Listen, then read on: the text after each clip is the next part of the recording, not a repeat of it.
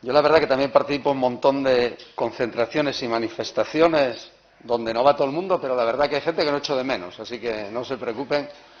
que voy a seguir participando totalmente feliz, si no asisten algunos diputados y diputadas. Yo creo que la propuesta allí es adecuada.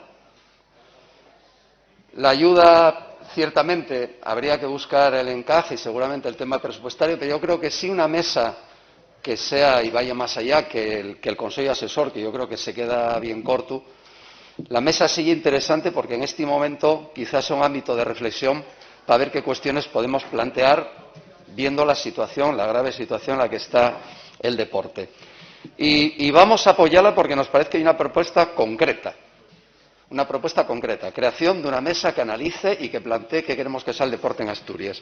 Ya habíamos comentado varias veces que nos preocupa la situación del deporte base, el deporte popular, del deporte que se falla en barrios, de los clubes pequeños,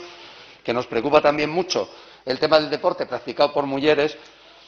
el deporte de alta competición y que nos preocupa también muchísimo y algo que hay que analizar y es que el deporte no excluya ni deje fuera a muchas personas, ¿no? Por lo tanto, paréndonos muy interesante, más allá de la ayuda puntual, que seguramente no resolvería los graves problemas que tiene el deporte asturiano, sí nos parece interesante la creación de la mesa, una mesa que cuando llegue la ley del deporte pues estará regulada de otra forma, pero que mientras tanto me parece que y un buen ámbito para poder discutir con la representación de todos los sectores, ámbitos y también esta Xunta General dentro de ella, ¿no? Por lo tanto, vamos a dar el voto afirmativo a la propuesta.